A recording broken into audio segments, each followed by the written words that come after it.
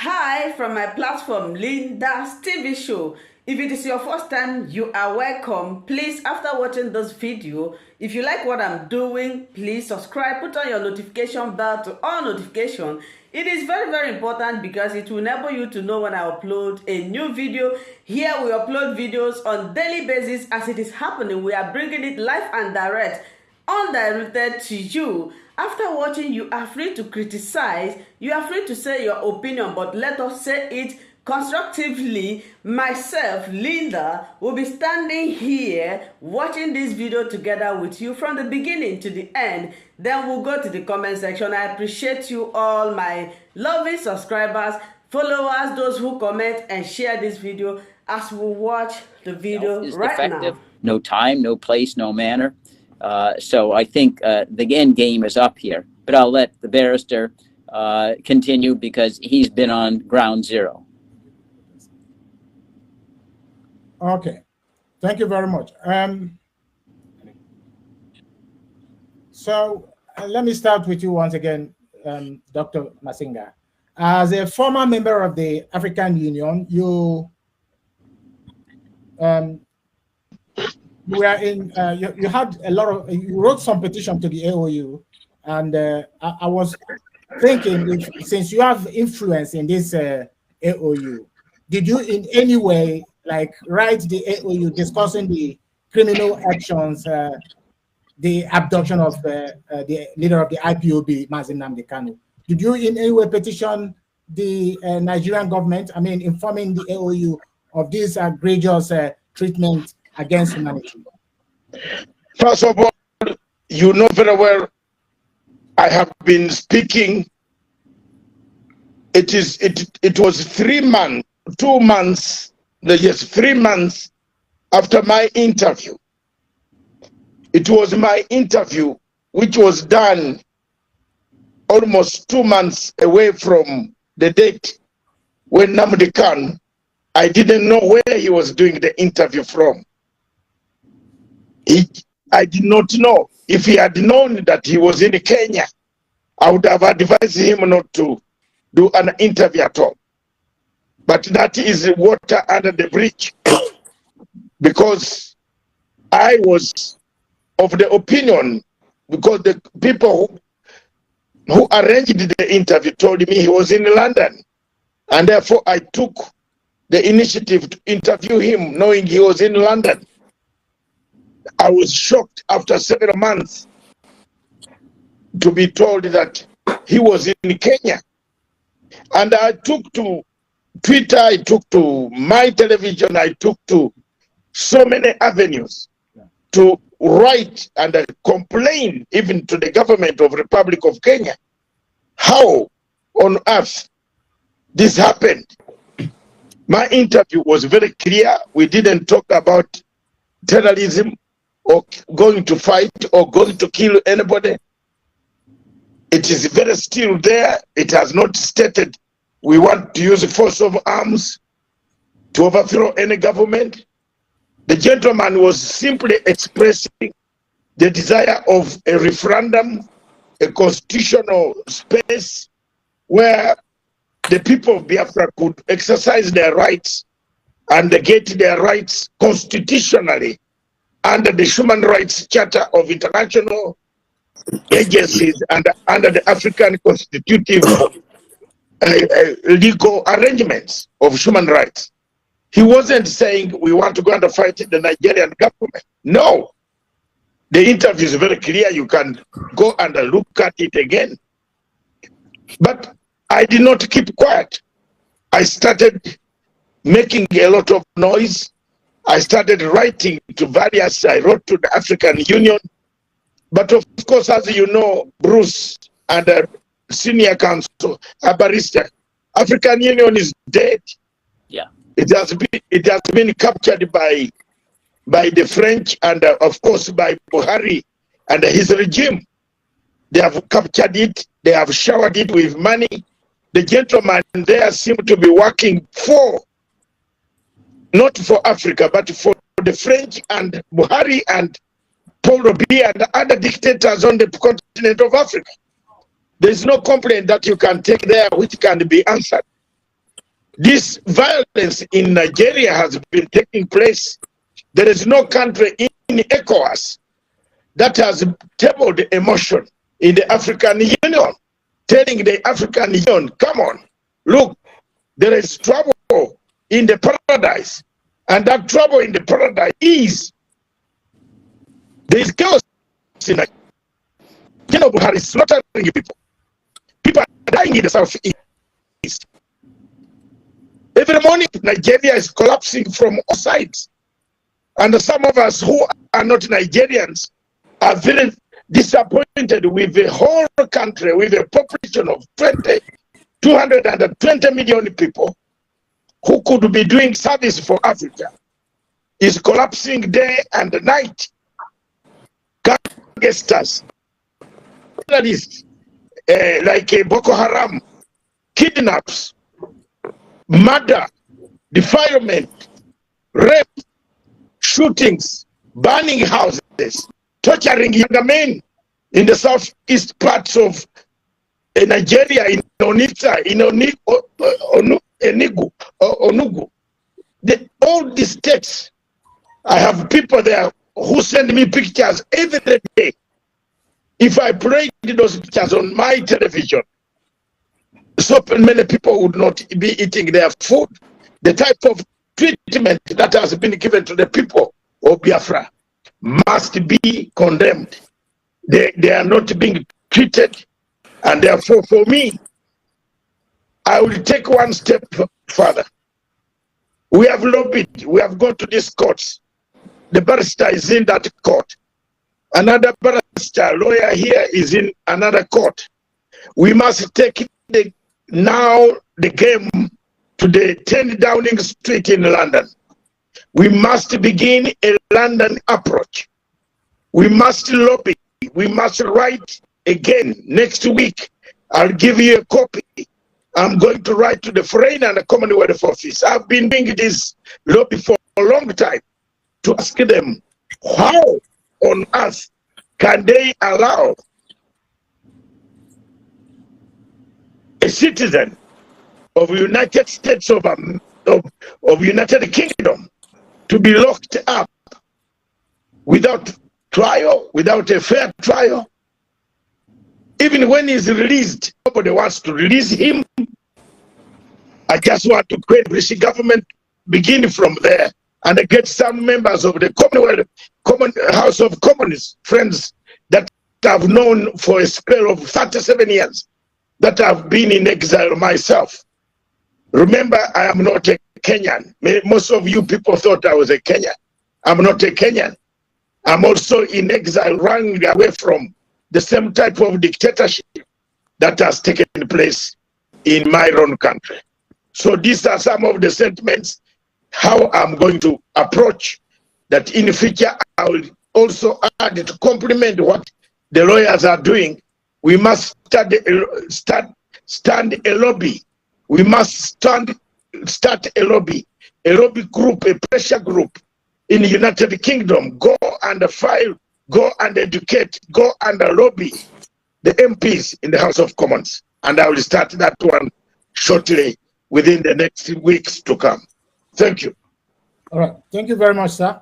Thank you. We all know you are doing a wonderful job. Some of us get information about what you are doing, and I just want you to, help us and tell it to the viewers. It's not more like I don't know what you do, so I'm aware of that. But it's also good that our viewers get information about what you do. So I would like to turn the next question to Attorney Bruce Fenn. Sir, can you hear me? Yes, I can. All right. On 22nd of July, 2022, the United Nations Working Group on Arbitrary Detention at its 93rd season, held between March and April 2022, delivered a 16-page judgment calling on Nigeria to release Mazi Nnamdi Kanu unconditionally and with no condition, which Nigeria has not complied with. And just recently, the Court of Appeal pointed out that Nigeria has forcibly transferred Nnamdi Kanu to has told the Court of Appeal has told the Nigerian government to release Nnamdi Kanu. They have just discharged him, and Nigeria has they also mentioned that Nigeria have violated all local and international law and have lost the credibility of trying Nnamdi Kanu in the Nigerian court. The court also asked, as they asked the Nigerian government to release Nnamdi Kanu, they also asked the federal government to take the necessary steps so that Nnamdi Kanu should not be in the Nigerian prison. But it seems the Nigerian government is not heeding to that. And it's more or less like the behavior of the Nigerian government currently is more or less like an echo of that, what happened with the judgment of the United Nations. Since then, Nigeria have done nothing responding to the call of the United Nations, and recently they have kicked against the judgment of the appeal court. Now I want to ask you, sir, what do you think will happen to United Nations? What do you think the United Nations is going to do? Sorry, what do you think will happen to Nigeria, or what do you think the United Nations is going to do to make Nigeria do the right thing? The Nigerian government, of course. Well, let me preface my remarks by observing that Nigeria has a history of the executive flouting court orders they disagree with. This is not a novelty. In fact, it's an earmark of the lawlessness of Nigeria. There are literally scores of Nigerian court decisions that the executive branch, that Malami, that Buhari have flouted. Indeed, Attorney General Malami told the legislative branch that he would not comply with decisions that he didn't agree with. He was open and straightforward about that, basically pledging that he was not bound by the law. Now, what is the remedy here? Well, it's clear that there is not any peaceful avenue of redress that is available. That the system of law that you rely upon to redress grievances simply is inoperable in Nigeria. I only think that the United States of America has the leverage to put pressure on Nigeria to comply by imposing military boycott, a boycott of oil like they've done with Putin in Russia, made it clear that Nigeria will be a pariah until and unless Mr. Kanu is released and he enjoys his freedom as he's entitled to right now under international law. I am working with members of Congress and the executive branch to bring to their attention the latest flouting of court order by Malami and Buhari. And I do believe that the Congress will become even more sympathetic in November when it's very likely to turn Republican controlled, and the name Chris Smith, congressman from New Jersey, will be the chairman of the House Foreign Relations Committee. And I think we will see legislative action quite harshly targeting Nigeria. The other element that comes into play here is China. The reason why the United Nations is a no starter is because China sits on the Security Council with a veto. China controls Nigeria economically. They have huge loans, they have investments, they own the airports. China would never permit a hostile Security Council resolution to pass. And that's why we need to go to the United States. The United States is resolved to oppose the Chinese hegemony throughout Africa. We have an Africa summit scheduled here in Washington, D.C., December 13th to 15th. And I think that the Congress, with the executive branch now listing China as its greatest national security threat, is willing to sanction Nigeria very harshly until they become a rule-based, lawful country. And I think that means not only Nnamdi Kanu has to be released, but we need to move back to a rule-based international order where self-determination is the rule of the game, not compulsory amalgamation, which is what happened over a century ago with the British. Thank you very much. So essentially, okay.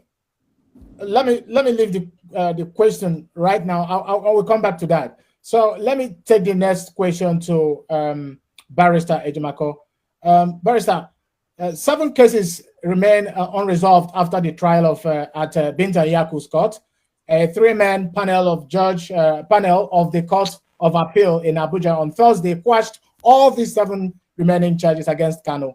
The Attorney General and the Minister of Justice of the Federation, Abubakar Malami, in a statement, however, signed by his spokesman, Umar Gwandu, on Thursday, said the court did not deal with the actual case, which was decided before Kanu was released on bail. So, sir, it's more like a lot of Biafrans, Nigerians and Biafrans in general, in particular, do not understand the exact case the Malami is talking about. So, sir, which case is he referring to? Okay, Robinson, thank you for having me on. What the Attorney General of Nigeria said immediately after the judgment is an exemplar, a demonstration of the series of mishandlings of this case of Nnamdi Kanu that started way back in 2015. You see, if you recall, following the extraordinary rendition of Kanu last year, John Campbell, a former ambassador to Nigeria, quoting a journal article published in Council of Foreign Relations, cautioned publicly that Nigeria cannot afford any more mishandlings of the matter of Nnamdi Kanu. In that very comment, he also postulated, and I quote, that the safety and security of the country depends on it. It's a short quote, so I climbed it. Now, recently, following this rendition, on 2 different occasions, when the question of releasing Nnamdi Kanu politically was put to the President of Nigeria, Mr. Buhari, he parried the question by ruling out the prospects of any executive decision on releasing Kanu. He stated instead that is a decision he has left to the courts of the land. In other words, President Buhari twice promised to comply with any court order that bears on releasing Kanu from detention.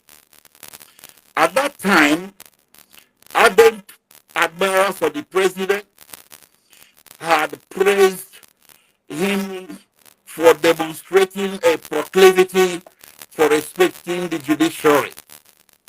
But on my part, I had tweeted that a day shall come when the president of Nigeria shall be held to that promise, and that day is here. In the wake of this recent court appeal judgment on Thursday last week, discharging Kanu from all the charges standing against him, I record both Ambassador Campbell's diplomatic cautions and Buhari's presidential promises on releasing Kanu pursuant to court order. And I suddenly realized that mishandlings that Ambassador Campbell was talking about are somewhat legion. There are just too many of them. There are mentioned some. The first mishandling was back in 2015 when the needless arrest of Nnamdi Kanu transformed IPOB to a burgeoning mass movement and made Nnamdi Kanu a folk hero and the alpha male of the covert and overt resistance to the institutional political injustices that exist in Nigeria to this day. Despite widespread outcries, the government of Nigeria persisted with the show trial of Nnamdi Kanu, which in quick time, unwittingly or indirectly turned out to be the greatest membership drive for IPOB and the major factor that validated its demand for self-determination. No mishandling came about in the form of the deadly series of contrived clashes between IPOB members and security forces in Nigeria from August 2015 to September 2017, when finally the security forces of Nigeria took it to the top notch by invading Nnamdi Kanu'S home in eastern Nigeria. In between, many lives have been lost extrajudicially over the agitation, and this is just an agitation that is a legitimate political opinion that requires political brinkmanship rather than violence to resolve. But of a more significant impact is that the Igbo as a whole, the Igbos in Nigeria as a whole, felt insulted, felt wounded, and they felt grieved by the questionable extrajudicial killings of Igbo youths that seem to have become the norm 2015. The third mishandling quickly followed on the heels of the second in a fit of egregious discrimination. The IPOB was proscribed and designated a terrorist group by the Nigerian government in the midst of the open and brazen tampering of the real and notorious terrorists that have overrun northern Nigeria and breaching the boundaries and reaches of southern Nigeria. Nigerians of conscience and the international community had condemned this to the point that important foreign powers such as Britain and the United States spoke out publicly against terrorist designation. The fourth mishandling was in March 2018 when I secured a sound decision from an international human rights tribunal that I'm prevented from the rules from mentioning here publicly. But in that decision, the President of Nigeria was directed pointedly to cease and desist from any further enforcement actions against the IPOB and the Nnamdi Kanu. The tribunal went further by writing an impassioned letter to President Buhari, stressing the need for immediate compliance with that decision, especially as Nigeria is a prime state party to the instrument grandfathered and founded that tribunal. Shockingly, Robinson, the president of Nigeria, ignored the tribunal and even added insult to injury by escalating the lethal law enforcement tactics the tribunal has sought to stop. The fourth and the most infamous mishandling is the extraordinary rendition of Nnamdi Kanu. Initially, the government of Nigeria pretended to have legally extradited Kanu to Nigeria, and much of the Nigerian public thought so as well, until in July last year, few weeks after Kanu was brought to Nigeria, I called it by what it was, extraordinary rendition, in my first statement on the matter in early July. And for this reason, I was detained and interrogated by DSS. I was also subjected to sponsored social media attacks and vicious blackmail, which heightened to threats to my physical safety when I unilaterally took the matter of the rendition to the state and federal high courts in Abia State, eastern Nigeria. It was a lonely and difficult journey that, to my eternal relief today, finally found companionship and validation in the Court of Appeal judgment of last Thursday. The fifth mishandling, of course, was the government persisting with the detention of Nnamdi Kanu on the premise that he had jumped bail. Even after I secured a damning judgment to the contrary from the High Court of Abia State in eastern Nigeria, a well-ordered society predicated on good conscience, equity, and rule of law, would have pivoted on this very overhead judgment to restore Kanu to his bail or even call a mistrial. At that juncture, the task of rendering this justice to Kanu and letting him go home was the prerogative of the trial court, but it did not happen, and that was very sad. It was a missed opportunity for the government and for the judiciary. The sixth mishandling was the refusal to comply with the directives to release Kanu unconditionally, which issued from the United Nations Human Rights Council in July this year. Attorney Bruce Fine, an erudite colleague here today, who is based in the United States, worked very hard day and night to secure this landmark decision.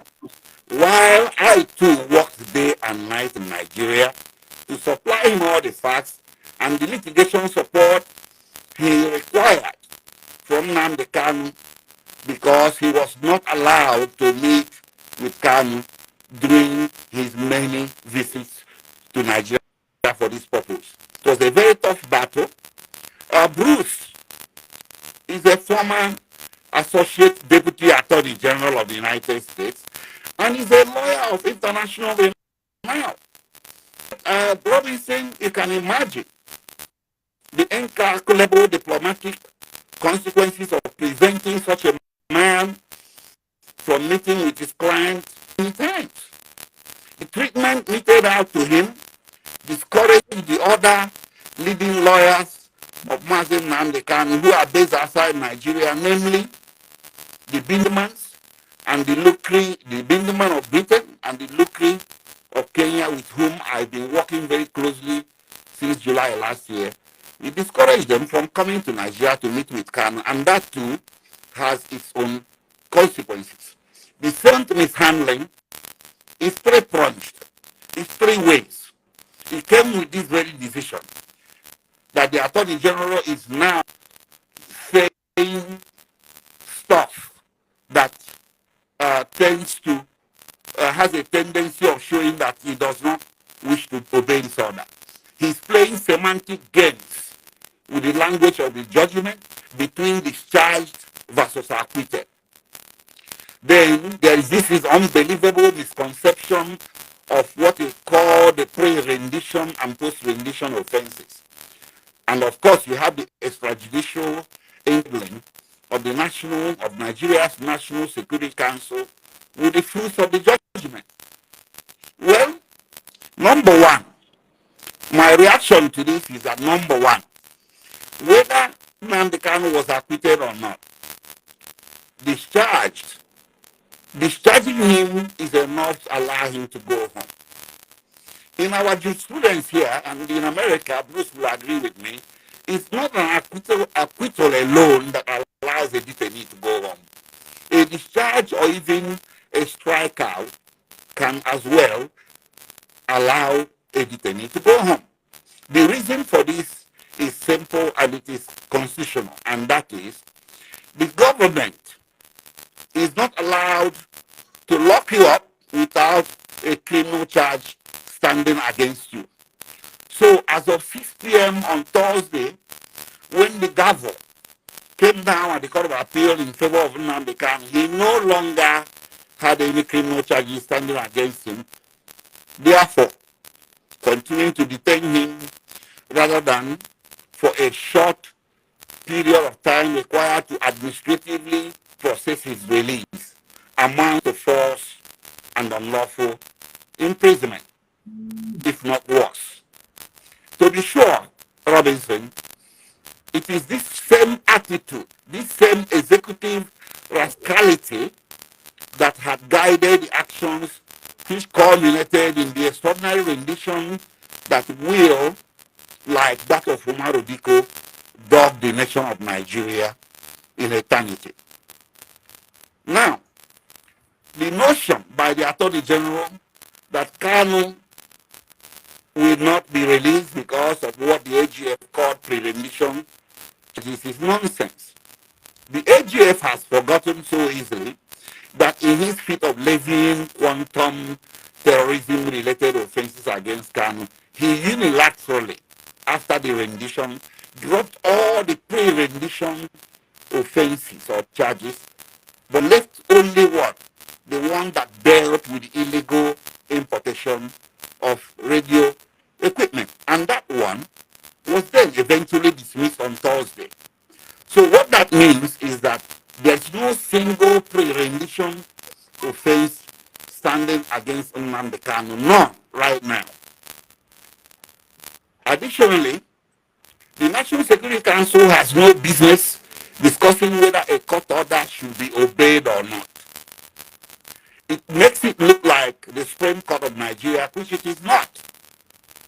Plus, agitation for a separate state or agitation for Biafra is a protected political opinion called self-determination in both our domestic laws here and under international law. It's not a national security issue that requires guns, bullets, rendition, and imprisonment.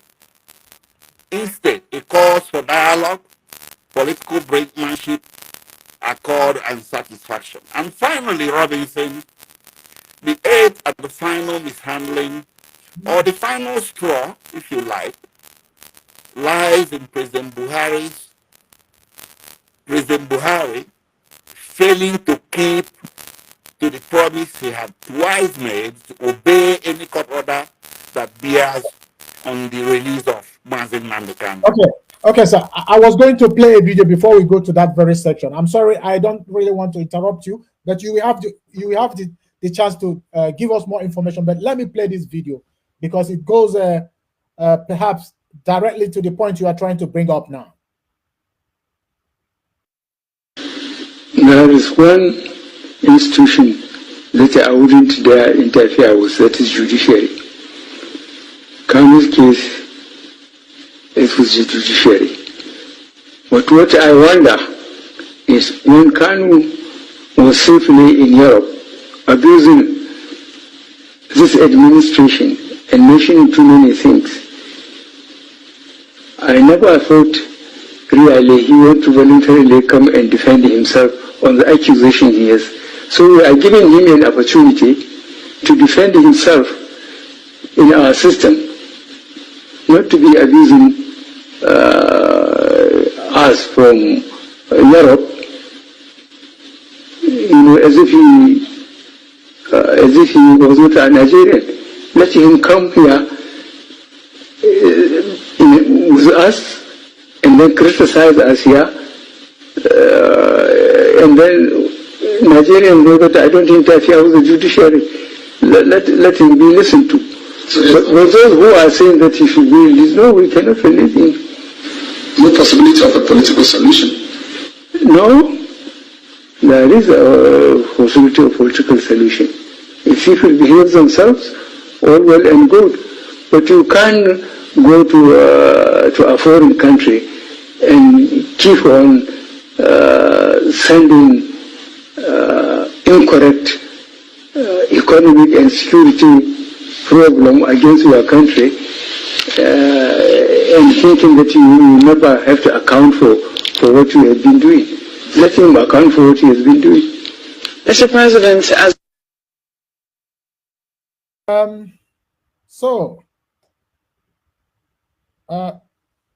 Barrister Ejimako. All right. Actually, I have this question for you, Attorney Fain. As you've seen this video, Buhari, can you hear me, Attorney Fain? Yes, I can. Yes. All right. The president of Nigeria, President Buhari, had during this interview actually committed himself, tried to address the issue in such a way that it will look like Nigeria is actually judiciary fit. Their judicial system is functioning perfectly, and he don't really have to interfere in the judicial affair. That's the impression he tried to give the public in that context. Now, the Court of Appeal have set Nnamdi Kanu free. They said Nnamdi Kanu is discharged. And the Abubakar Malami has come out to say that he is just discharged but not acquitted. These are details I don't really want to go into now. But what I would like to know from you is, given this very situation, the behavior of the federal government here, or the AG, would you say that the president is not keeping his word? He's not kept his word for a long time. Remember, he said, oh, Nnamdi should come back here and defend himself.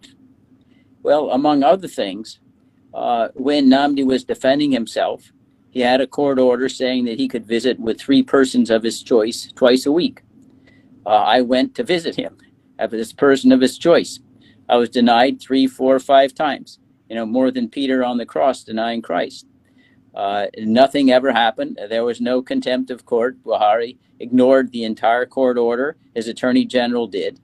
He has no credibility whatsoever.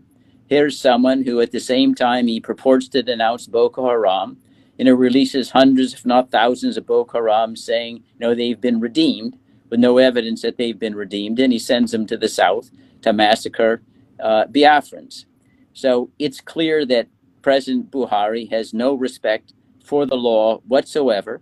This is just further proof of the same. However, I think that means that now the game is up with even the most cynical members of the international community, especially the United States. And the time now is for sanctions. We've had enough of this maneuvering around. And think of this absurdity that Malawi is making. Well, he hasn't been acquitted. Yeah, because he's never had a trial. He's been there for over a year. Every time that there was an opportunity for a real trial, they just kicked the ball down the road. We don't have evidence, so we just want to detain him. They never had charges that were comprehensible anyway. If you actually read the indictment, you'd laugh. They purport to be listening to radio broadcasts during a 3-year period, can't identify the date they heard the broadcast, can't identify the words that were used, and that's supposed to be justification for accusing and convicting somebody of treason. The whole thing is ridiculous. So the fact is, he is dismissed means there are no outstanding charges, as Barrister Ejiofor had explained, and that means you can't detain somebody if you don't have any outstanding charges. If they want to do it right, they can go back again and try to get extradition whenever he would return to the UK or some other country and see whether they can get any kind of compliance on that score. But I think the whole thing is a complete farce here. And there ought to be a continuing focus on the fact that Nigeria is no more a rule of law state than North Korea or China or Russia. It belongs to be expelled from any family of democratic nations, and I believe it deserves to be suspended from the United Nations until it starts to comply. It's actually acting in a way that's contrary to the purposes of the United Nations, one of which is to recognize self-determination by all discrete peoples. And if he wants to keep the Biafrans in Nigeria, he simply has to act in a way that would cause Biafrans to decide they want to vote freely to remain in Nigeria. Of course, that's not what he wants to do. He wants to bring them in and hold them there at the end of machine guns and bombers and things of that sort. So it's a very, very disappointing situation. We need to continue to comply with the rule of law. And now I believe the next step is international sanctions orchestrated by the United States. Thank you, sir. Your statement is, it gives hope. I have to say, Nnamdi Kanu has always been the one speaking about the capability of the United States to recognize human rights. He strongly believes in the the practice of human rights by United States, the respect to human rights. Most of his broadcasts, he cites a lot of past United States presidents who were more or less concerned on the issue of human rights, just like he does in terms of Britain.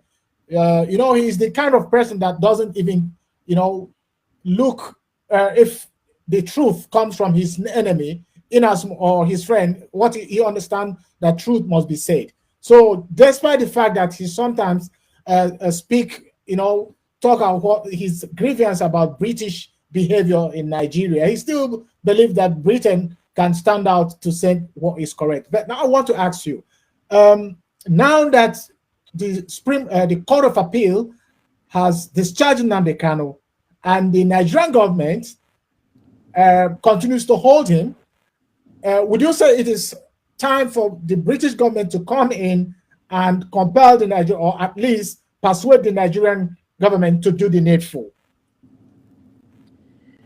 Well, it's a nice idea, but the British really are complicit in this problem. They've been complicit since 1914, if not earlier.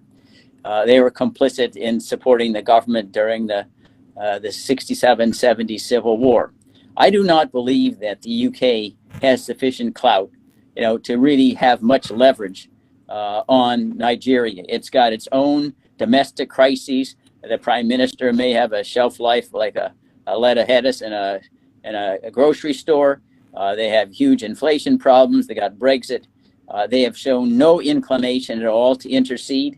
In fact, their latest statement was that they would acquiesce in DSS's assertion that Nnamdi Kanu would never, ever see a foreign medical doctor to take care of his very precarious health problems because the Nigerian government wouldn't permit it, although the president goes visits British doctors every few weeks for his condition, and the British acquiesce with regard to this maltreatment of one of their own citizens. So I believe that the UK is going down a dead road. Despite the fact that Nnamdi is a UK citizen, it's going to be the United States that's going to be the deliverance here, given our devotion more than Britain to human rights, especially Christian, Jewish, religious freedom, which is obviously on the block here. You have forced conversions in the Southeast at present. And that's unfortunate, but Britain is no longer the Britain of Winston Churchill. Liz Truss is no Winston Churchill, and she's no Maggie Thatcher. Okay, thank you very much. I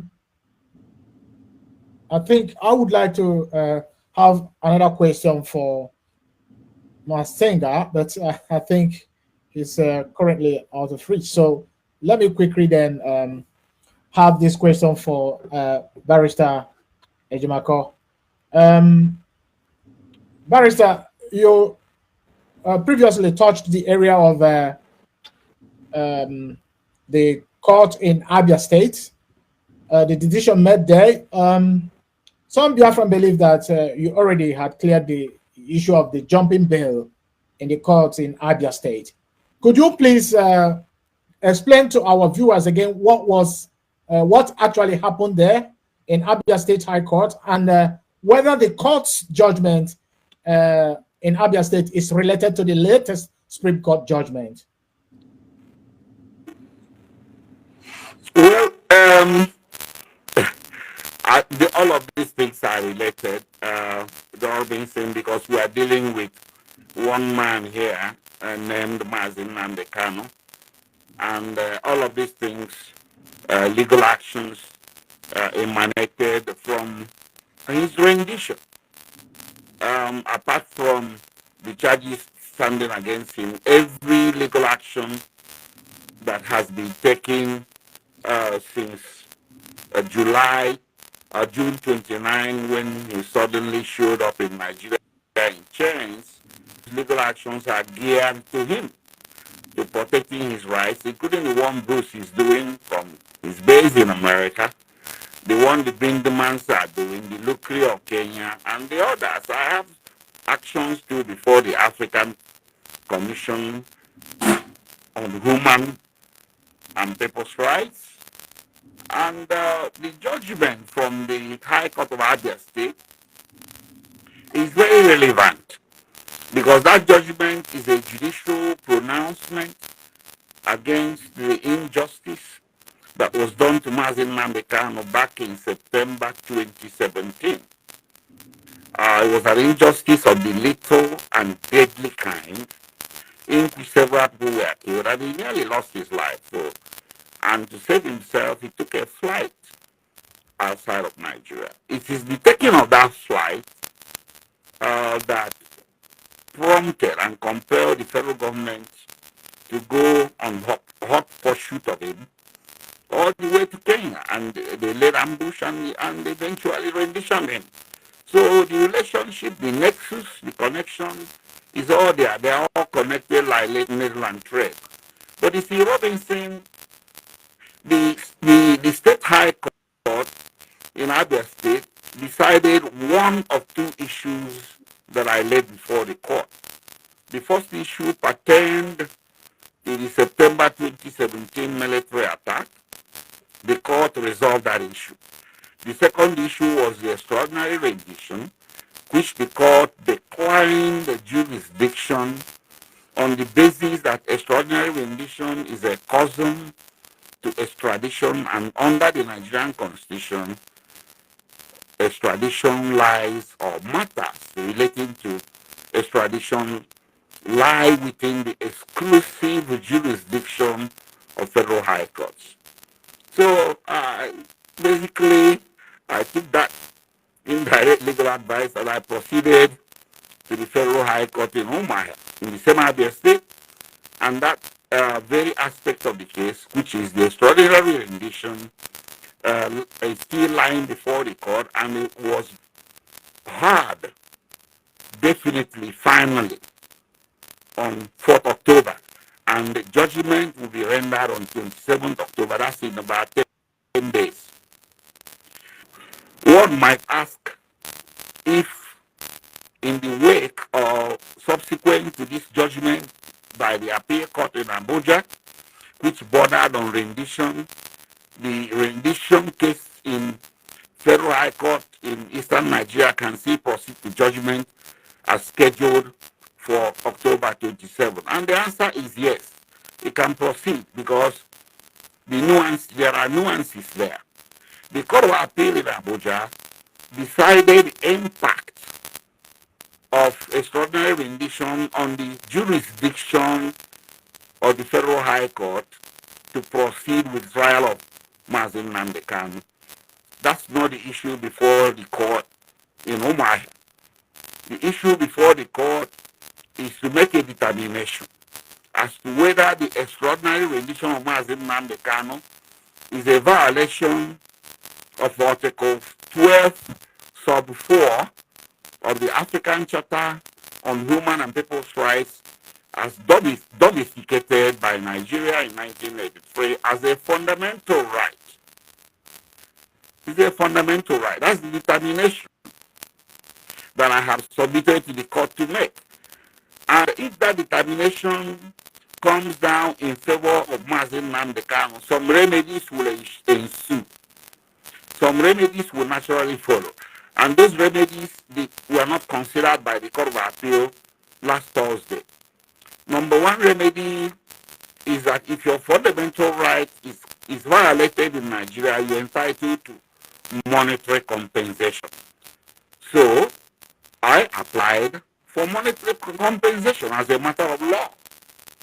Two, if Nnamdi Kanu was extraordinarily renditioned or unlawfully expelled from Kenya, as you can find that expression in the laws of Nigeria, they call it unlawful expulsion in our domestic law here. If the court makes a finding that his right to lawful expulsion was violated, he has the right to be restored to the status quo. In this case, he will be restored, or he shall be restored to either Kenya or Britain. Three, if he was unlawfully expelled, you cannot ground his criminal prosecution on that, because technically speaking, he's still in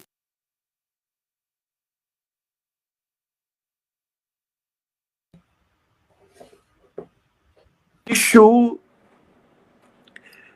Can you hear me? Yes, I can hear you. I can hear you. Okay, but can you hear me too?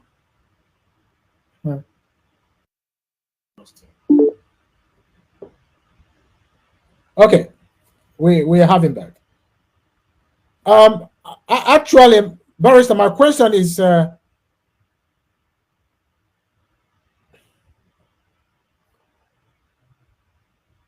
We can't hear you, Barrister.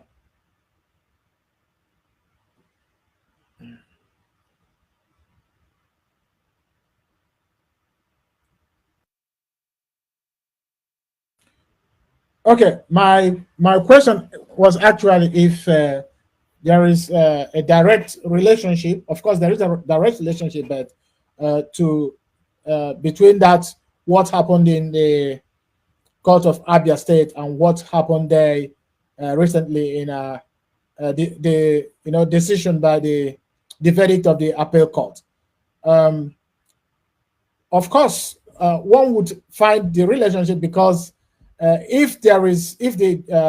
my conviction or conviction of many people is that if the appeal court, the court in Abia State had stated that Nnamdi Kanu has to be, compensated for what happened to him or for the action taken against him by the Nigerian military, that means a direct acknowledgement that he did not jump bail, on that if he had fled for his life, that such movement should not be conceived as jumping bail.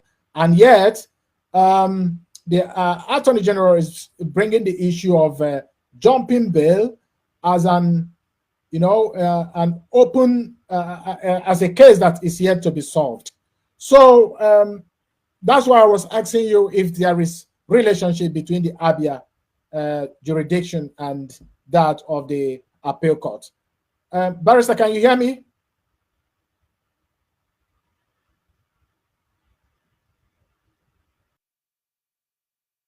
Hear you.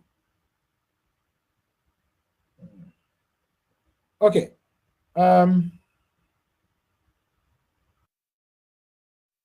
Barrister, can you go off and come back? You will be fine if you go out and come back. I mean, go off and come back. It will be all right.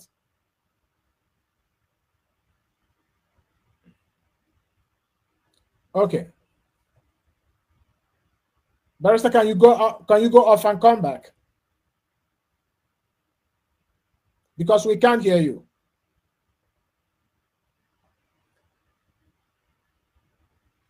Okay. He did that. All right. So,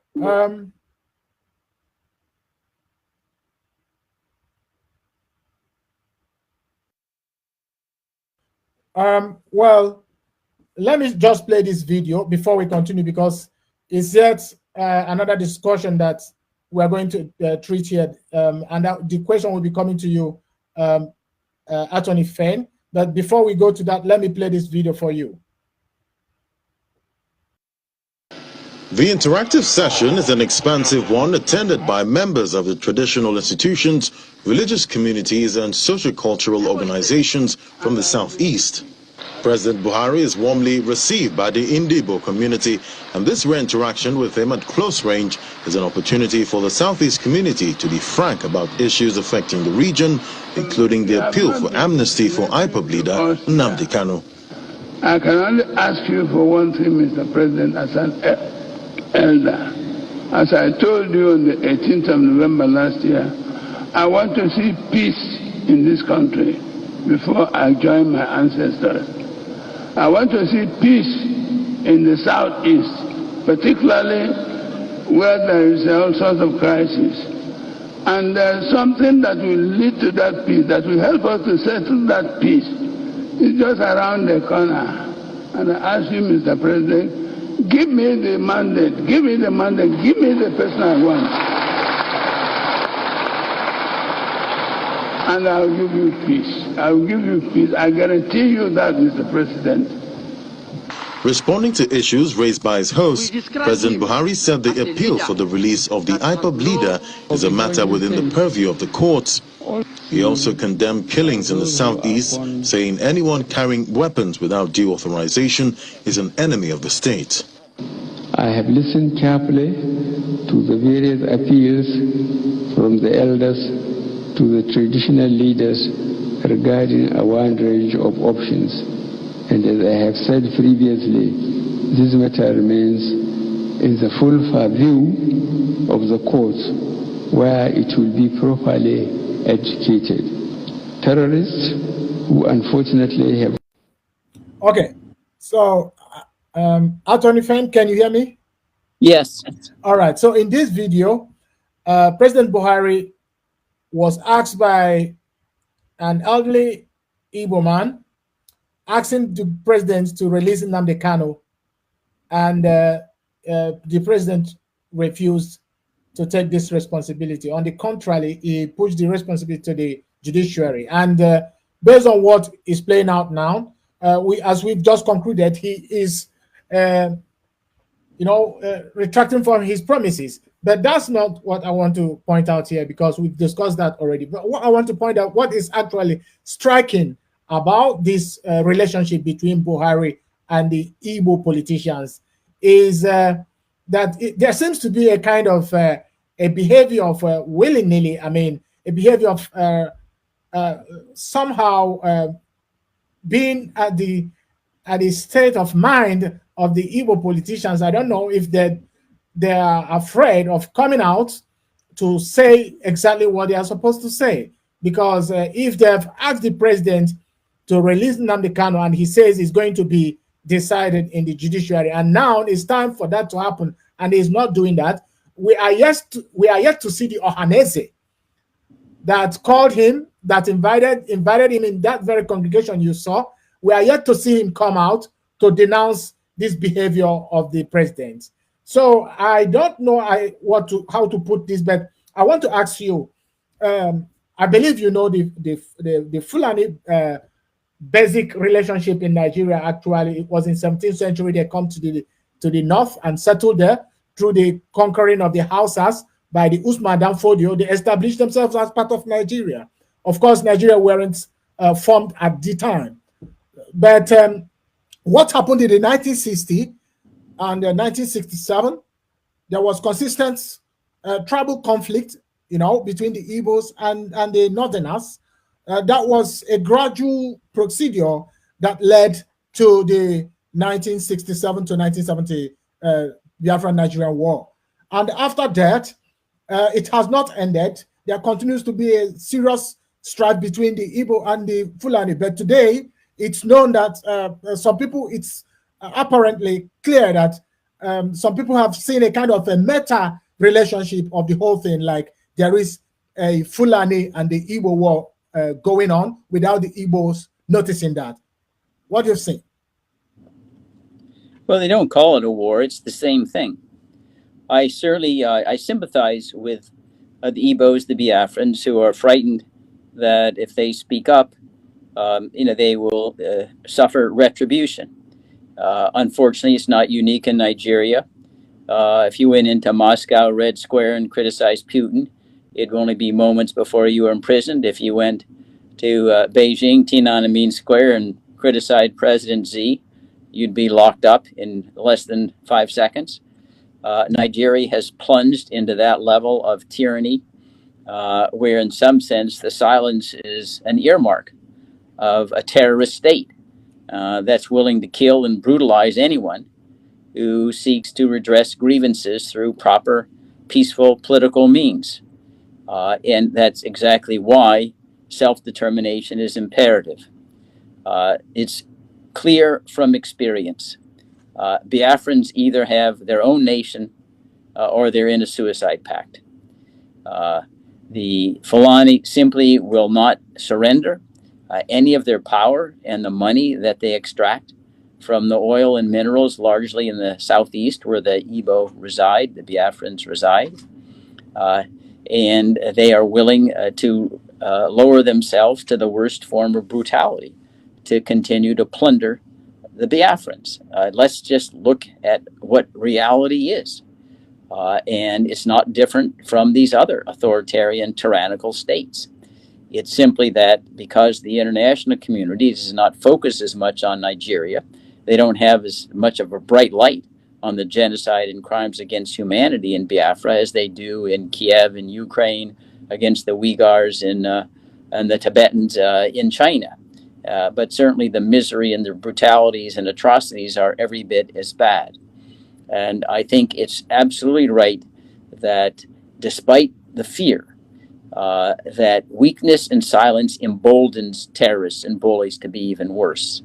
I think, if anything, Nnamdi Kanu'S courage, really unbelievable bravery and willingness to call a spade, to fight the threat on his life, should be an inspiration to all Biafrans, myself, to make clear that it's unfortunate, life can be unfair, but if you don't stay up and stand up, these people will totally steamroll you. You'll have no life other than living in a crouch, and that's not acceptable. All right, sir.